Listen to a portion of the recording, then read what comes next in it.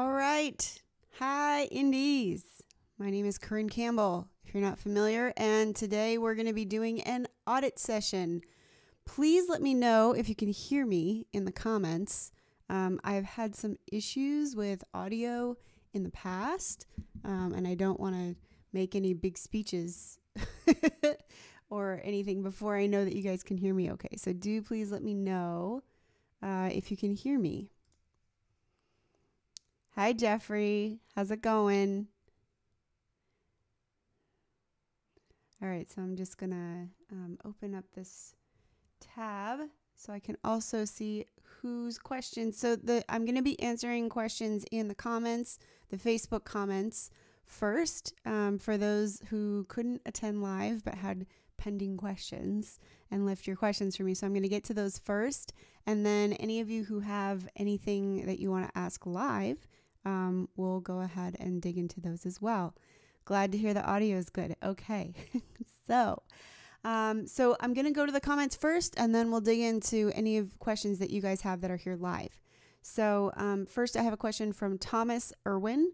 Running my opt-ins conversions campaign, and it's not doing so hot. Wondering if my copy could use improving. I'm running a couple different variations, and these are the variations. First, looking for that next band to get super into with music emojis. Streaming on Spotify is fine and all, but we're giving you our upcoming EP in a much cooler way for free.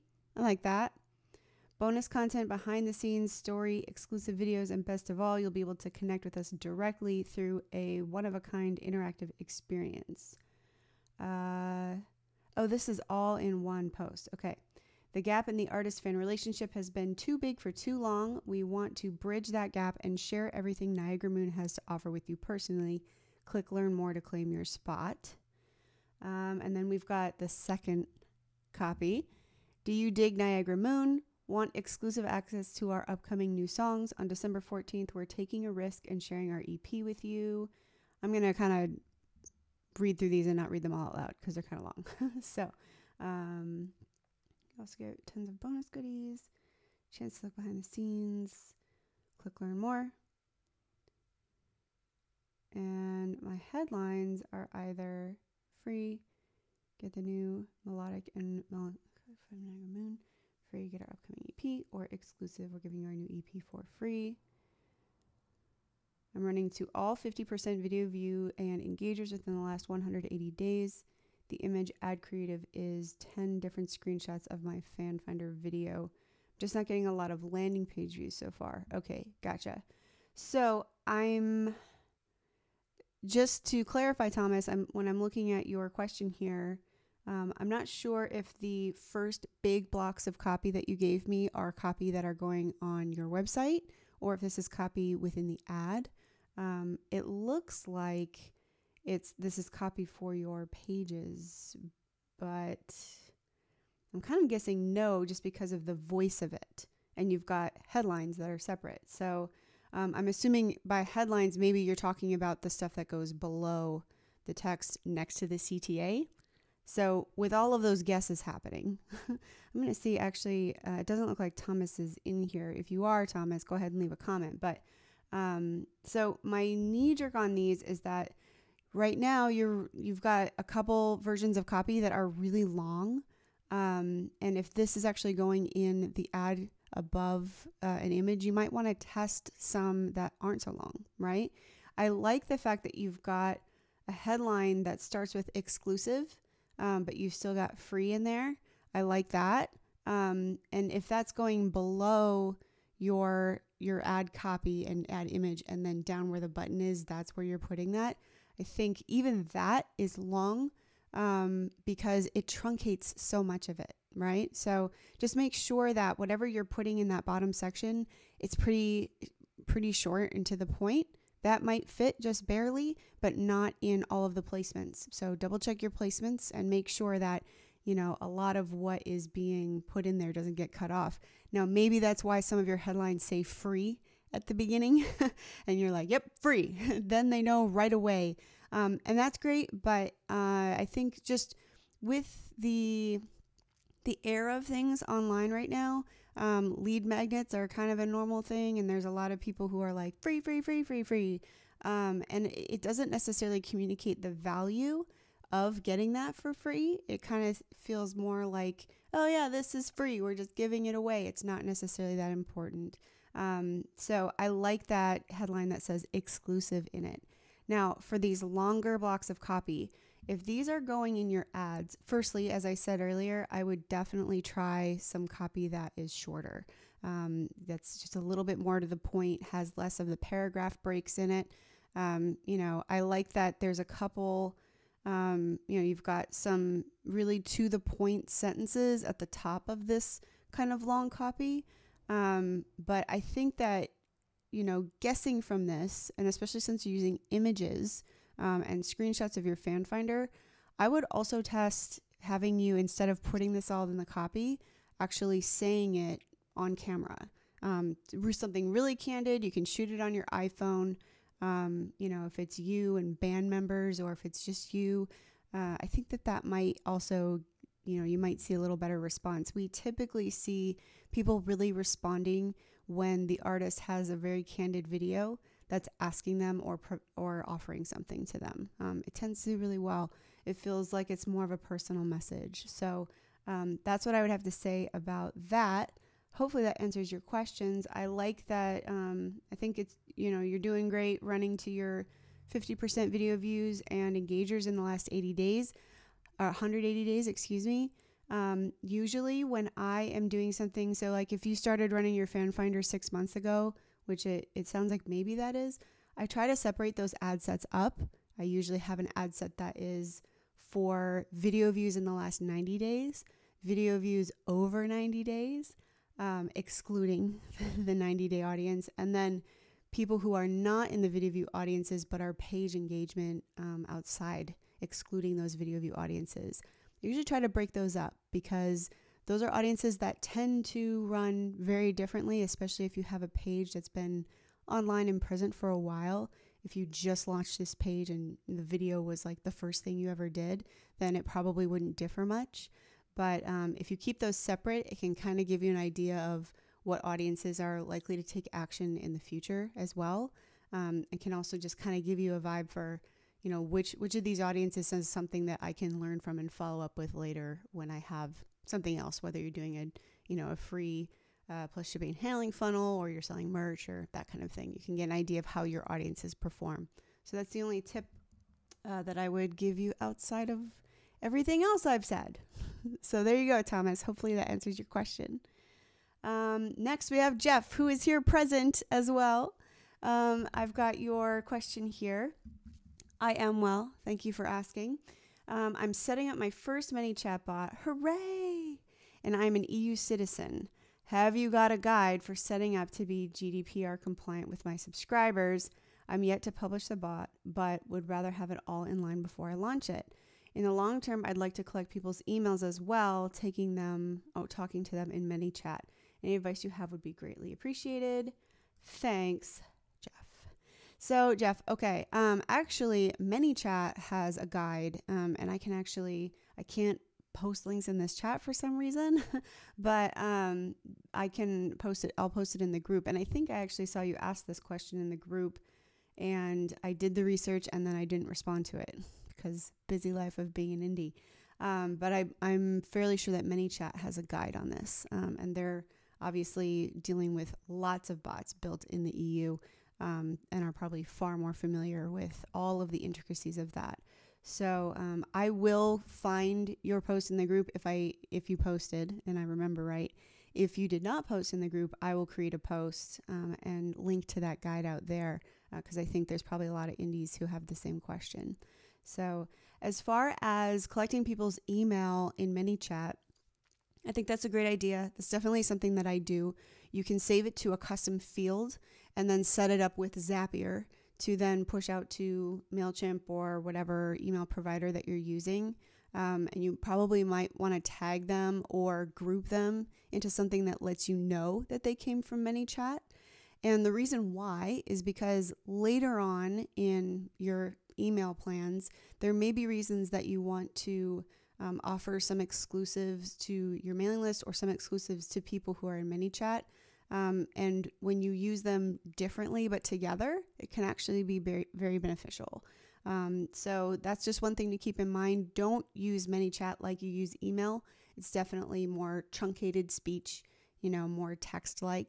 So just be sure that you're, communicating with them differently. But and you can also send people from your email list over to ManyChat. And if you keep the content that's going to these various lists differently, you can double up and get more people to be in both because each one has its own benefit. I think that's the best way to combine use of ManyChat and your mailing list is to have them differ a bit in what they're presenting, not just in the message style, right? So I hope that answers your question temporarily. I'll definitely make sure to post that in the group, that EU guide. So have I had to change anything with my ManyChats as a result? I have not changed anything with my ManyChat because I am not based in the EU. And so more of the restrictions end up falling on you guys who are based in the EU, who are based in the UK or, So as an American-based company, it's actually, I did change my privacy policy, my terms and conditions to make sure that, the standard GDPR compliance was in those policies. But other than that, I did not really change that much for, what what I communicate with UK-based folks. I do make sure that they have access to the link of my privacy policy and my terms and conditions so that they can see, the GDPR compliance within that policy. But otherwise, I don't really change anything. I just want to make sure that wherever my company, my musician company is present, that they can find it if they want. It's also in the footer of my emails, which I know is not ManyChat specific. That's, email provider specific. But basically anywhere online that I have control over how my brand is presented, which would include my website, not Spotify, that kind of thing. I make sure that there's a link to privacy policy and terms and conditions that have GDPR stuff in there. And you can actually, there's lots of stock templates out there that allow you to update your privacy policy and terms and conditions and just fill in like your information to be specific. But there's a lot of, lorem ipsum, they're generators of GDPR compliance. Out of interest, how did you assemble your privacy policy? Yeah. Is it accessible in ManyChat? So it's not accessible in my ManyChat menu, but it's accessible on my site. And actually, a lot of my ManyChat subscribers come from my site because I have my bot embedded onto my website. So it's kind of, since they're working together, and, I am not a lawyer, I'm not a legal consultant, and I definitely am not based in the UK. So when I checked with my lawyer about, how much I needed to worry about this, obviously he was answering for an American-based company. So yeah, he just said, make sure that, it's on your website, that it's pretty much clear anywhere that so I have a separate domain for my store. I made sure that its policies are updated. If you Google, like standard privacy policy or privacy policy templates, you can find a lot of different websites that'll actually give you templates that you can fill in your name and be compliant. So awesome. Yeah, no problem for the questions. There's so few indies that get to come live that I am more than happy to have questions. Okay, we've got a question from Justin. Okay, your question has to do with free plus shipping and handling. I ran a strong starting fan finder and then set up a free ClickFunnels share funnel. I've watched through the buddy system, album launch, etc. I'm looking at running free plus shipping and handling for the permission and nurturing stage of the buddy system. You talk a little in the free plus shipping and handling training about how it can be used for permission and nurturing. I'm wondering if you think it's a good way to build up your email and sign up list.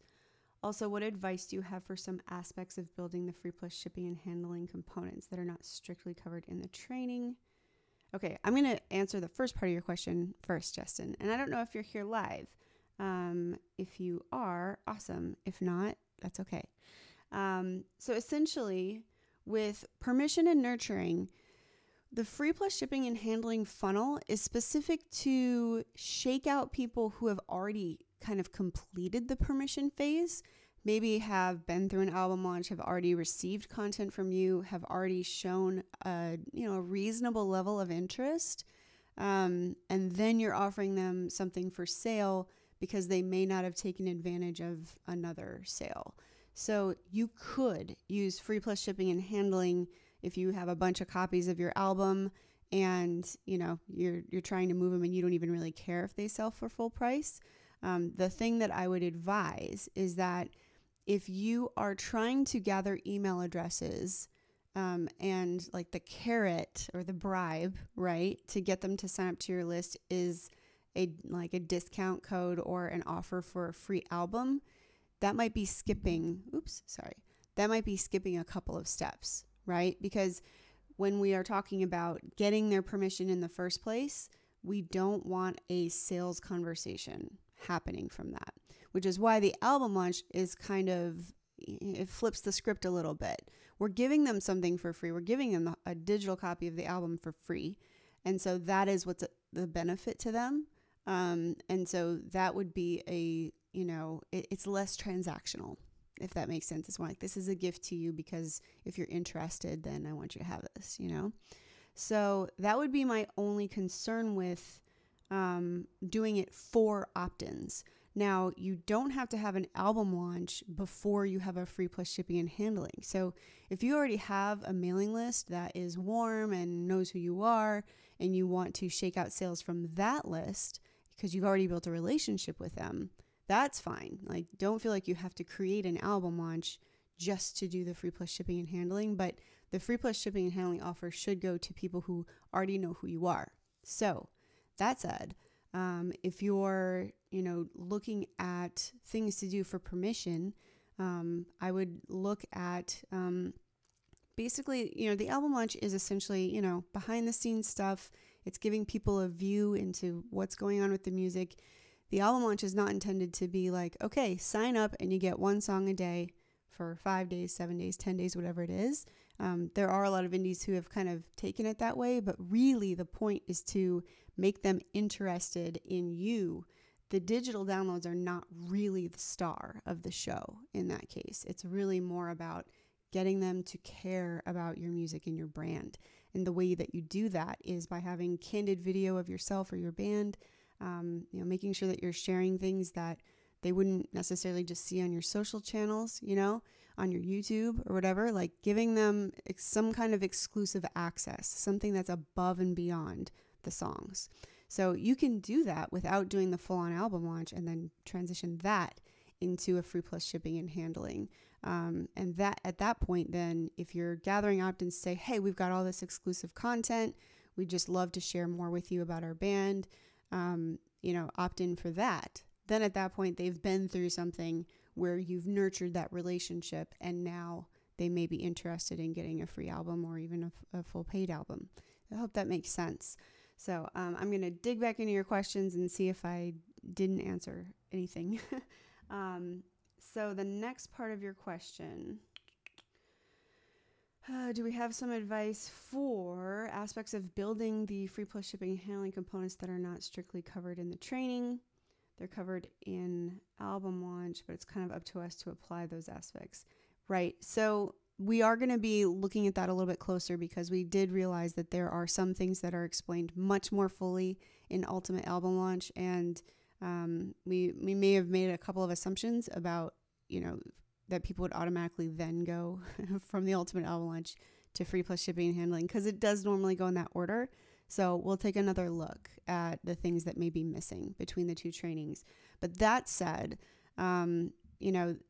both Circa and I are, huge proponents of FitFun, which is figure it the fuck outness. Sorry for the explicitity, but that is how we make everything work, right? So it's one of those things where we can give you the step by step, but really what's going to be the most beneficial is if you play with it and mess it up and fix it and, test things out, and just figure out these different components, because what frees you up. So say, for example, you're like, how do I get this Zapier thing to work? Right? The more that you play with Zapier, not just to figure out how to do the thing that we're saying, hey, go do this, but to figure out what else it does, that means that then you can apply your creativity to doing something cool and different with Zapier that maybe we don't teach in any training, that is of huge benefit to you and your band and your music brand, and that's just one tool, that's just one example. But there are so many different ways that these different tech tools can be used. We can't possibly create a training that would uncover all of the facets, and they're changing every day. So I would posit to you to, really dive into them and nerd out on them. And maybe that's not just of interest to you, and you're not interested in doing that, and that's fine. But fit fun is what we call when you dive in and start to get really nerdy about a tool. And I do think that it is of benefit, because you just, it brings out creativity in you like you may not, really be anticipating. So, but to answer your question more directly, we'll take another look at what components may be in Ultimate Album Training that is not in Free Plus Shipping Handling, and see if we can carry some of those lessons over and have them in both. I know we don't want to bore anyone with, revisiting, but there are people like you who are more focused on the Free Plus Shipping and Handling version and don't want to go through all of the album launch training. So we'll take another look at that. So thanks for bringing it up. Lastly, how many hours do you think the full Free Plus Shipping Handling should take to set up and go? Just wondering, because I only have 30 CDs. Is the hours of setup for Free Plus Shipping and Handling worth the return I'll get in emails, signups, and education nurturing with so few CDs? Besides Free Plus Shipping and Handling, I can't think of any other permission offers to try. Okay, so that said, Justin, if it's worth it to you, so say, what we like to assume is that a 10% conversion, right? That's a good, healthy sales rate. Like, of people who opt in to your experience, we'd like to see about 10% of them buy. So if we do reverse engineering on that, it would take you 300 opt-ins to get 30 CDs sold. Roughly, right? It could be high, it could be higher than that, it could be lower than that.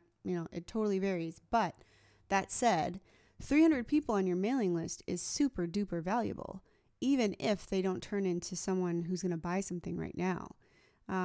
So it may not be worth it in the, hours you spend to sell 30 albums, but it could be very worth it to spend the time and get 300 people on your mailing list who could purchase later, or who have an authentic, genuine interest in your band.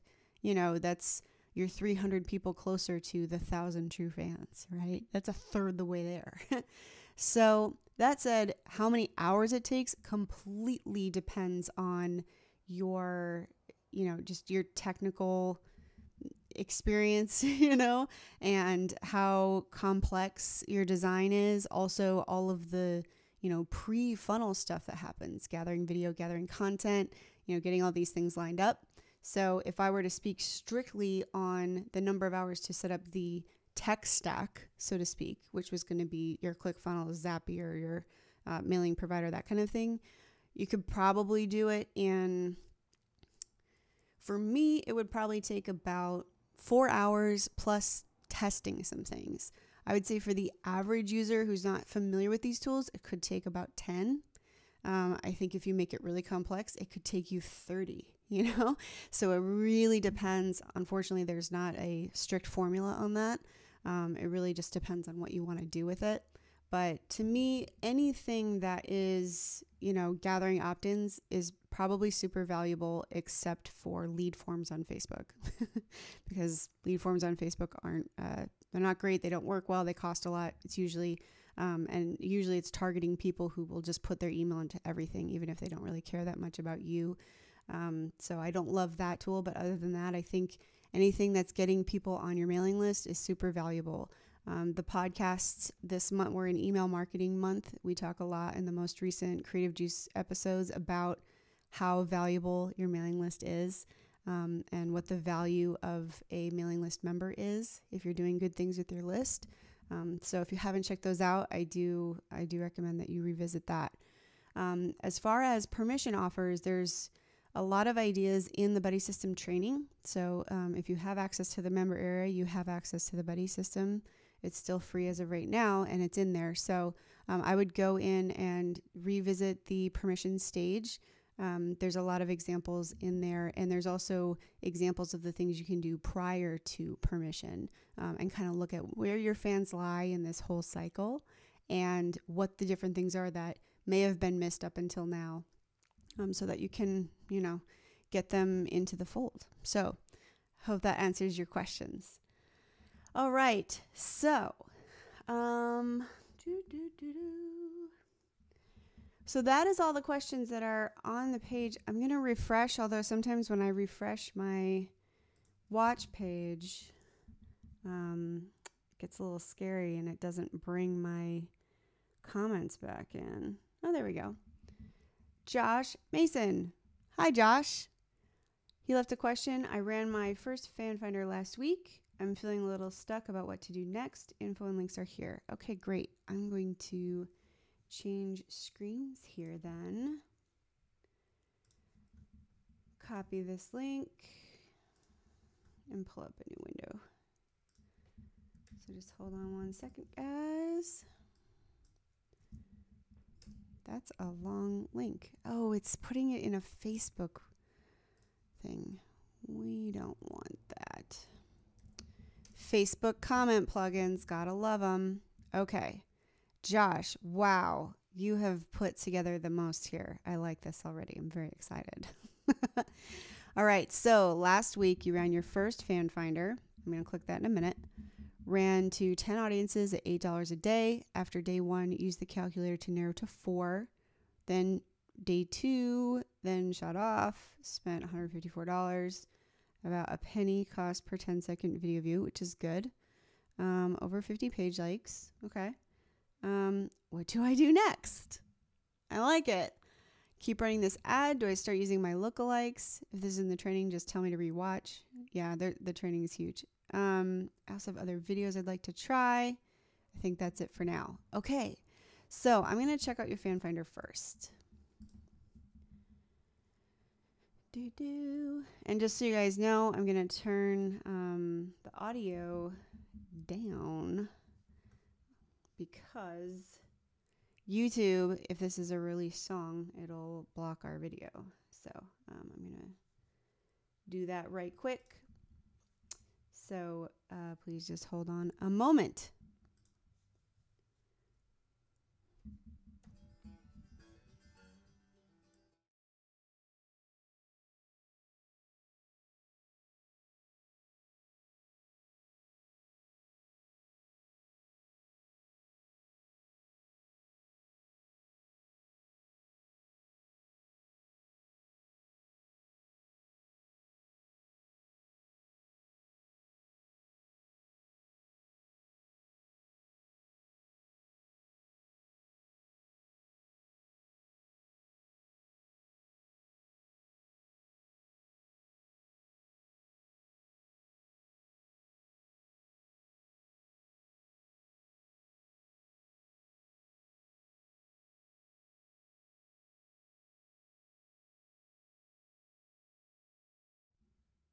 Okay, back. Sorry, guys. I'm sorry we have to do that. Actually, I realized that you probably don't have that version on anything that YouTube would be screening, but nonetheless, we still got to be careful. So I like this gazebo. I don't know why. I also really dig that it feels candid, but it also feels professional at the same time. This headline is definitely captivating, but part of me says, okay, and then what? Right? Because a near-death experience is super dramatic, and there's nothing in the video that kind of explains what that's about, but that's okay. My interest is piqued, and I think that's really the point. So it looks like we've got some good comments and shares here. There's your Spotify link right at the top. That's great. In the comments, that's so much better to do than a call to action button that leads to Spotify. Just put it at the top. People will see it, and if they're interested, they'll go check that out. Looks like you've got, good replies. You're giving reactions back to people, which is great. So yeah, overall, I like this. I'd like to listen to more of it, but I don't want you guys to have to sit in silence the whole time. So I'm going to close it out for now. So you've got, all right, 25, and this makes sense. At about $150 ad spend, I'd be surprised if you had over 1,000 in these 95 down to 50% watched. I'd be shocked. It'd be great, but I'd be shocked if you had more there. It typically does take a little bit longer for those audiences to build up. If I were in your business manager, I'd be digging into what your ratios are of these different audiences and what their engagement was. And the way that I usually do that is we have a podcast actually where there's a hot seat episode where I ask Cirque a whole bunch of questions about like random metrics of the things that may or may not apply, but generally are our benchmarks for certain things. When you see how many people watched or like what your reach is, right? That's how many people have seen it. Impressions may be higher than that, depending on if they saw it in multiple ad sets. So you don't want to look at impressions, you want to look at reach. So what ratios are of different audiences? Yeah, I'm probably going there. So essentially what we usually see is from the number of people who see the ad, right? May or may not engage with it. That's usually from there to the 10-second video view mark. We usually lose 90% of people. So only 10% watch to 10 seconds normally. Sometimes it's, I've seen up to 20, 25, depending on how captivating it is and how great the audiences are on point. If it's under 10% retention, you might want to try changing it up, right? Because even if you have great costs, it means that people aren't necessarily watching as long as you might like. So typically we see about 90% of people drop off. From the people from 25 to 50 and 50 to 75 and 75 to 95, we typically see it drop, about half. It kind of depends. I have seen artists retain up to 80% from 25 to 50% watched.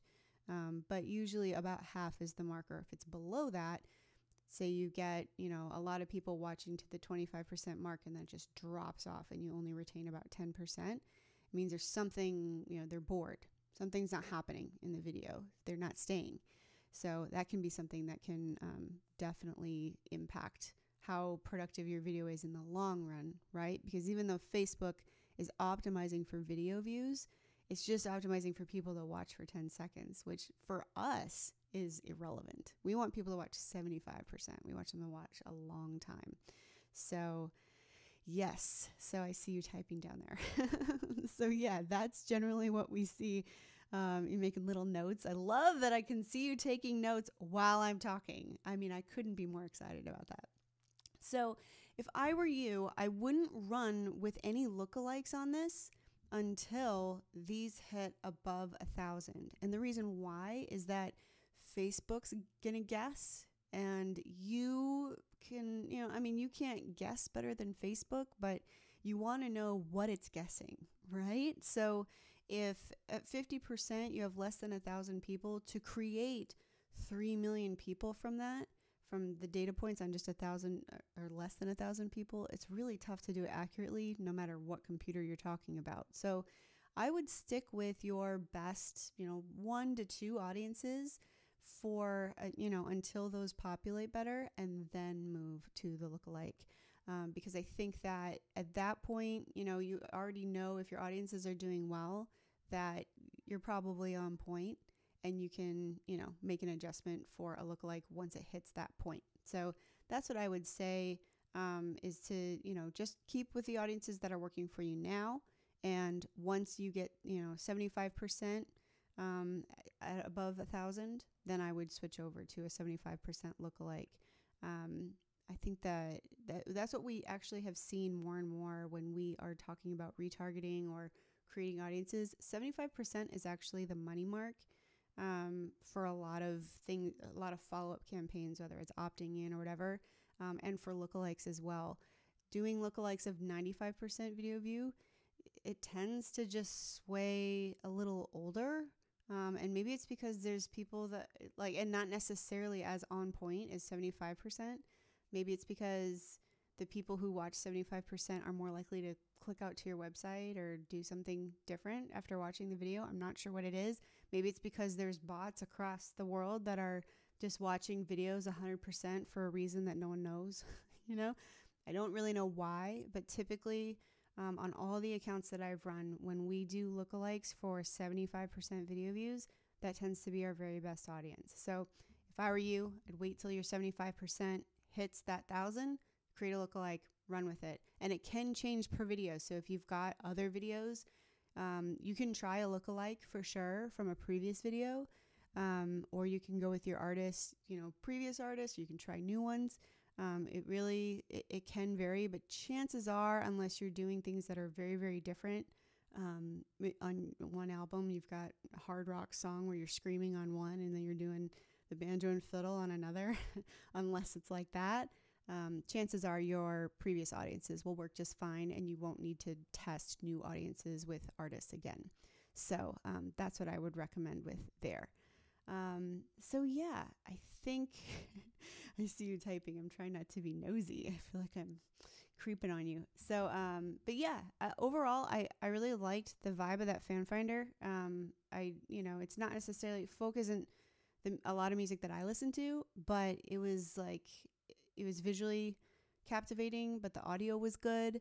It felt candid, but at the same time professional. So I think you hit a pretty good mark there. You didn't have a huge intro. No introduction needed, guys, right? Like the faster we can get to the video, the better off we are. So I'm going to go ahead and take a look and see if there's anything else in the comments on this page. And if you have questions, you can put them in the chat or down. If you have a link, you can put it down at the bottom of the page. I'd love to answer any other questions you may have. I'm refreshing here. And Josh, if you have any follow-ups, if I didn't quite answer your question in any way, please do let me know. Usually I'm not the one that doesn't answer the question enough. I'm pretty chatty and I expand on my own, at my own whim quite often. So, okay, so I'm going to give you guys a few more seconds. I'm not going to refresh the page again unless you tell me to. So if you put something in the Facebook comments plugin below the video, please do let me know in the chat. Otherwise, I'm going to give the chat a couple of minutes to, let me know if you have a question, even if it takes you a second to type it out. Just be like, ooh, I got a question, and I'll wait for it. I know there's a delay as well, so I don't want to cut anybody off. But otherwise, we've had a good session today. I'm glad you guys came. This is one of the greatest benefits of having an Indie Pro membership. You pay for it, so please, even if you can't make it, leave comments. I know I'm preaching to the choir here, but this is where you can get a lot of one-on-one, and I'm really glad that you guys came, took advantage of it. So, Joshua, if I run another fan finder, do I exclude those who saw the last one or consider that for their education? So, usually I actually have a video view series that I run with a lot of the agency clients that I'm still managing as well as on my own, where I actually make it kind of sequential. So, I've got my best video, and that's video view 1, and that's essentially the fan finder that you're running right now. Then I'll create a second video where I basically I target everybody who's watched the first fan finder at least. I think I have mine at. I have that one at 75% because, like I said, it's the money mark, So, so I'll have one that retargets people who watch the video view. Then I'll have people who have engaged with the page, which is the green light warmth. If you haven't checked out the green light warmth boosting, that's in ground reports in your member area. But essentially I've got another audience that is that where I then exclude the video audience. I'm kind of obsessive about excluding different audiences from others and not just wrapping them all into one. And it might be partially because I'm more familiar with the tools, and so I feel comfortable just setting up and changing audiences all the time. But it's really because I want to know for the future, for my clients, for myself, like what are the things that work and what are the audiences that I see great results from and that I should prioritize dollars if I don't have enough money to run to all of the options. What is the one I would put the money into, right? So typically I take people who have watched the video, I take my engagement audience, and sometimes I will run a cold audience in there so that I can see how it fares compared to the other video. Because maybe if you have higher video engagement on, say, your second video, then to a cold audience, if you get better engagement from that cold audience, then you might want to switch. You might want to use that as your new fan finder and then bring people into what used to be your first video after they saw that one. So, you've got a couple of options there, but I would definitely run your second video to people who have watched the first one, whether you decide to run it to cold audiences or not, because, they're the most likely to engage with it again. If they kind of liked your first one, but, really like your second one, it brings them deeper into the fold. It's definitely, as you said, it's definitely more education. So you've got a couple of options there. Some artists will only run, they'll have, their very first fan finder that they've deemed the very best one that has, done all the testing. And then they'll have a bunch of videos that only get fed to people who have watched that very first video. That's what a video view series would be, where essentially they're like, these aren't our strongest videos, but if someone really liked our first video, this will bring them more into the fold using ads. Now, that's a way to pay for it. You can also do it for free by getting people's emails and sending them that content that way. But for people who just haven't opted in for whatever reason, that's another way that you can further educate them. So, but great job so far. Love what you've done. All right. So I think that is it for now. I'm not sure. I think next week is our ground report, and I don't even know what it's about. Because Cirque knows, though, because he knows all. But I think I'm going to close out for today because I think we're done with questions. So I just want to wish you guys a very happy holidays. If you celebrate Thanksgiving, happy Thanksgiving. I'll be with my cat here in Nashville having a good time, doing a Friendsgiving with some people. So I hope that you have a really great weekend and that your questions are all answered. Please do feel free to post in the group if there's something that you'd like covered more. Otherwise, I'm going to head out. Last call. I don't see any questions. I think we're good. I would hate to cut anyone off. Okay, I'm going to go. Have a great weekend, guys, and thanks for showing up. I'll see you later. All right.